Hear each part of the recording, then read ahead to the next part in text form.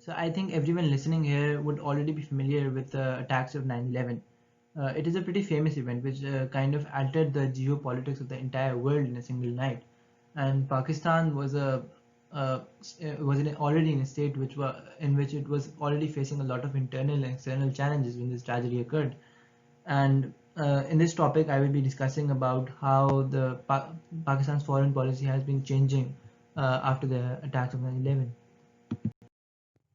So to put things into perspective, I will be basically discussing about what actually happened on that day, why it happened, and what were some of the immediate impacts of it.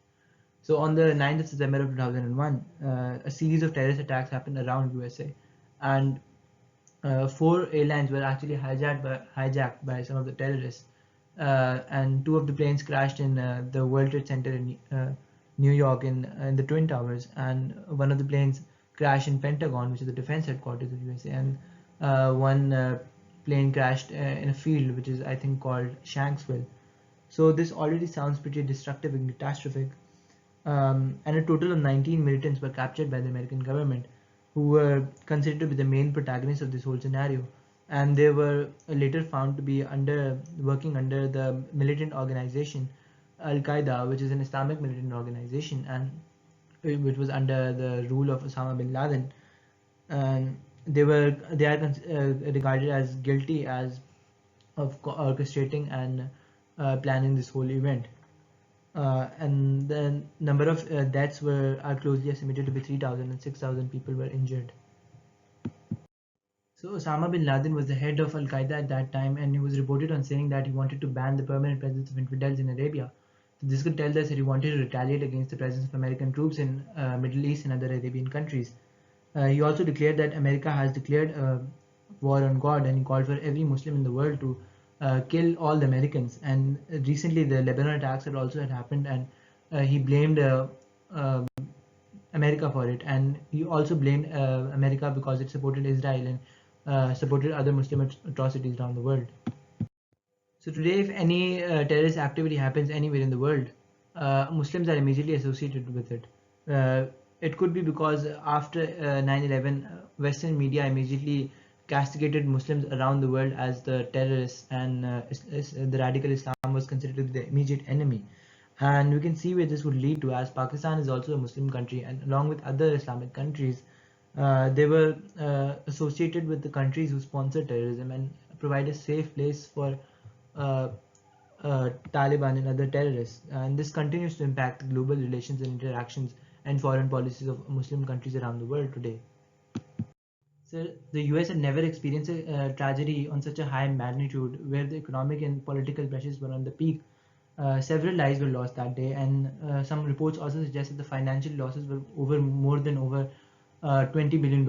And USA was actually a major nuclear power at that time, and President George Bush had to make some very important decisions that had the potential to change the political and economic paradigms of the entire world. So President Bush had to react in some sort of way that would compensate for all the loss that had recently occurred. So he promised the people of America that he would eliminate and eradicate terrorism from around the world. You can see the statements here in the screen that showed his determination for doing this. And he also started a global war on terrorism by visiting United Nations, and held a United Nations Global Counterterrorism Committee, and he was ready to implement a more action-oriented implementation of some measures to eradicate terrorism from around the world. The Secretary of State at that time, I think his name was Colin Powell, publicly announced that other countries can no longer provide ambiguous statements that they are not linked with the fight against terrorism. And George Bush also said that if you are not with us, you are with the terrorists. And that being said, a special focus was brought onto the association of Pakistan with the Taliban of Afghanistan. And the Secretary of Defense at that time, Joe Biden, actually is quoted on warning Pakistan that it had to quickly decide whether it wanted to be a friend or whether it wanted to be an enemy. So Pakistan was actually accused of harboring and providing a safe place for Taliban for the last 5 years, and President Musharraf had to react very quickly and had to choose a side of either supporting America or supporting Taliban, or he had or adopting a policy of complete non-involvement, but the consequences of choosing other options were severe, and he had to react, and he would be in a direct collision with the US, so he had to think carefully. So President Musharraf is reported on saying that the events of 9/11 came as a thunderbolt for Pakistan, which presented some acute challenges and some unique opportunities for Pakistan. Well, Pakistan supported USA in eradicating terrorism from around the world, uh, especially from Afghanistan, which was the neighboring country of Pakistan.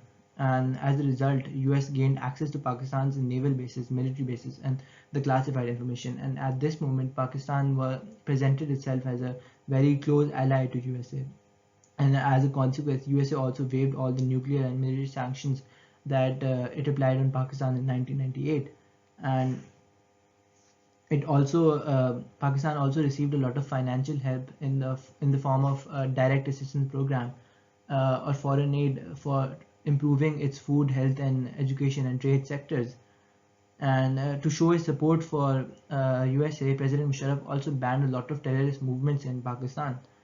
And to show their appreciation, US also in 2003, US also proposed a 5-year, $3 billion aid package for Pakistan. And in 2004, President Bush designated Pakistan as a major non-NATO ally of the United States in the fight against terrorism. And in March 2005, President Bush authorized the sale of F-16 fighter jets to Pakistan. And this Pakistan became fully engaged with a full-scale war within its own territory. And it was at this moment that the relations between Pakistan and USA were improving. So historically speaking, Afghanistan has always been a very confused and chaotic sort of state. But after the Soviet withdrawal from Afghanistan, the international community had completely abandoned Afghanistan and left them at their own mercy of fate, and which led them to be in an even more conflicted state. But Pakistan actually has always tried to help Afghanistan to broaden their peace process. An example is that they signed the Islamabad Accord in 1991, and they have made continuous efforts to bringing peace in Afghanistan. But the world had completely turned its back on Afghanistan, and the continued turmoil and the chaos in Afghanistan led it to be a sort of a breeding ground for terrorism, Taliban, and all of this stuff. And this led them to be closely associated with Al Qaeda, and they developed ties with Osama bin Laden. And when Pakistan was supporting USA after 9/11, they had to cut off all the diplomatic ties with Afghanistan, which kind of weakened their relationship between Afghanistan. But in the past years, despite the conflict, the occasional conflicts, the relationship between Pakistan and Afghanistan are improving, and uh, Pakistan has also pledged $100 million in aid to Afghanistan for its construction and institution building. So the politics in Pakistan has always been very India-centric and always been inspired by India. But after the events of 9/11, the relationship became even more complicated. As India was trying its best to prove that the Kashmiri liberation struggle was because of Pakistan, and the terrorist attacks happening in Kashmir was because Pakistan was closely associated with terrorism. And Pakistan was also accused of using the money that US was giving to it to improve the defense against India more stronger. And but India also stepped in to uh, support US in the global war against terrorism. Uh, and and then at that moment, US wanted to make peace between Pakistan and India. So they encouraged them to settle their differences and initiated some peace talks and initiated some dialogue movements that actually led the Prime Minister of India in 2003 to lend a hand of friendship to Pakistan, and things were going good. But soon some terrorist attacks happened in India when India blamed Pakistan for the terrorist attacks, and it weakened the relationships. Uh, and then a civil nuclear deal was signed between India and US.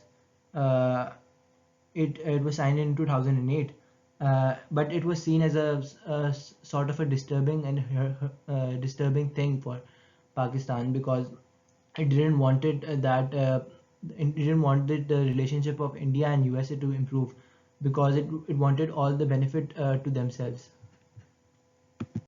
So I previously discussed about the relationship of Pakistan and USA, but it was more closely associated with fear and blackmail, where Pakistan actually kind of benefited from the whole thing. But after 2004, USA had used a lot of airstrikes and drone strikes in Pakistan with the intention of killing the terrorists.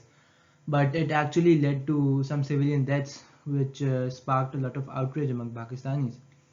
And in 2004, the founder of Pakistani nuclear power, Abdul Qadir Khan, also confessed that he supplies nuclear technology to Iran, Libya, and North Korea. So the United States wanted to arrest him, but it recently declared Pakistan as a major non-NATO ally. So it allowed Pakistan to have him in a home confinement sort of state. And in these times, Bush visited Pakistan and Musharraf visited America, and Pakistan was in a sort of dialogue mechanism state where it signed a lot of peace treaties between different areas.